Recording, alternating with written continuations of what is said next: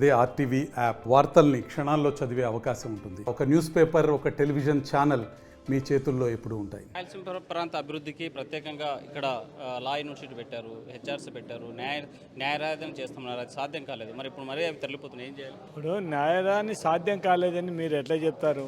జగన్మోహన్ రెడ్డి ఆయన వంతు ప్రయత్నం చేశారు. తెలుగుదేశంలో కోర్టులో పోయి లేనిపోని ప్రాబ్లమ్ని క్రియేట్ చేశారు. దాన్ని ఎవరు మాట్లాడరు. ఆయన తీసుకొచ్చిన ఇప్పుడు హ్యూమన్ రైట్స్ కానీ లేకుంటే లోకాయుక్త కానీ ఇవన్నీ కూడా ఆయన ఇక్కడనే ఆయన చేతిలో పరిధిలో ఉన్నటువంటి చేయగలిగినాడు.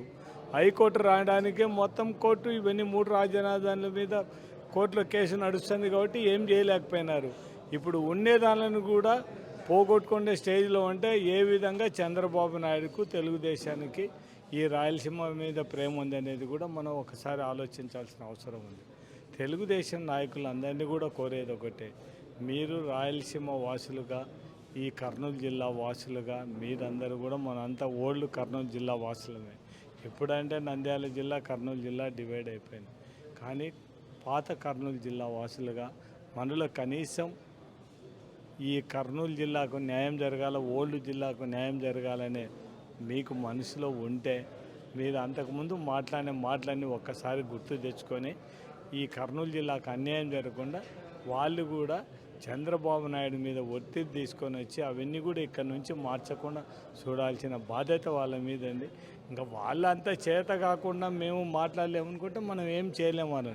కానీ పేరుతో రాజధానిని వదులుకున్నారు. ఇప్పుడు మరి ఇక్కడ నుంచి సంస్థలు తరలిపోతుంటే రాజకీయ నాయకులు చిత్తశుద్ధిని ఎట్టు చూడాలి? అట్లా కాదండి. ఇప్పుడు అంతకుముందు అన్యాయం జరిగింది కాబట్టి జగన్మోహన్ రెడ్డి అనే నాయకుడు కర్నూలు జిల్లాకు జరిగిన అన్యాయాన్ని ఎంతవరకు ఆ నష్టాన్ని పూడ్చలేము, ఎంతవరకు కొద్ది వరకైనా మనం న్యాయం చేస్తామనే ఉద్దేశంతో మనకు జ్యుడిషియల్ క్యాపిటల్ ఇవ్వడం జరిగింది. దాంతోపాటు అప్పుడు కొన్ని ఇబ్బందులు అయిపోయినా కూడా ఇవన్నీ ఇన్స్టిట్యూషన్స్ ఇవ్వడం జరిగింది. ఇవన్నీ పోకుండా చూడాల్సిన బాధ్యత మా అందరి మీద ఉంది. కర్నూలు జిల్లాలో ప్రతి ఒక్క పార్టీలకు అతీతంగా అందరూ కూడా అన్ని పార్టీల నాయకులు ఏకమై కర్నూలు జిల్లాల నుంచి ఇవన్నీ కూడా ఇన్స్టిట్యూషన్స్ అన్నీ కూడా ఎక్కడికి పోకుండా చూడాల్సిన బాధ్యత. నేను చాలామంది నాయకులు విజ్ఞప్తి చేస్తాను. అంతకుముందు నాయకులు ఉద్యమాలు మాట్లాడి రాయలసీమ గురించి మాట్లాడిన నాయకులు ఇవి తరలిపోతుంటే కనీసం ఒక మాట మాట్లాడలేకుండా ఉండారంటే మాత్రం ఎందుకు మౌనంగా ఉండారు? అంటే మీకు ఎందుకు మౌనంగా ఉండారనేది ఒక్కసారి ఆ నాయకులు ఆలోచించుకోవాల్సిన అవసరం ఉంది.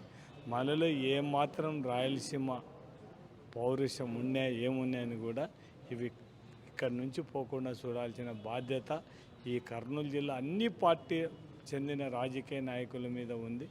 ఒకవేళ మీకు అది లేదు మాకు అనుకుంటే మనం అంతా ఏం చేయలేదు. మా సైడ్ నుంచి మేము వైఎస్ఆర్సీపీ నుంచి మేము ఏం చేయడానికి అంటే జిల్లాకు సంబంధించిన వరకు ఖచ్చితంగా ఆ ఇన్స్టిట్యూషన్స్ పోకుండా మేము ఏ విధంగామైన పోరాటాలు చేయడానికి అన్నిటికీ సిద్ధమై ఖచ్చితంగా పోరాటాలు చేస్తాం. ప్రధానంగా రాయలసీమ ప్రాంతానికి అన్యాయం జరుగుతుంది. కర్నూలు జిల్లాలో ఏర్పాటు చేసినటువంటి ఏవైతే లా యూనివర్సిటీతో పాటు హెచ్ఆర్సీ అదేవిధంగా లోకాయుక్తలను తరలిపోకుండా ఉండేందుకు యాక్షన్ ప్లాన్ రెడీ చేస్తున్నాం. ఆ వైపుగా ఇతర రాజకీయ పార్టీ నాయకులుగా చిత్తశుద్ధితో ప్రాంతాభివృద్ధికి పాటుపడాలని చెప్పేటువంటి పరిస్థితి. వీడియో జర్నలిస్ట్ చంద్రశేఖర్తో హుస్సేన్, RTV కర్నూలు. మరిన్ని వీడియోస్ కోసం ఛానల్ ని సబ్స్క్రైబ్ చేయండి. లేటెస్ట్ అప్డేట్స్ కోసం వాట్సాప్ ఛానల్ ని ఫాలో అవ్వండి. ఆ లింక్ డిస్క్రిప్షన్ లో ఉంది.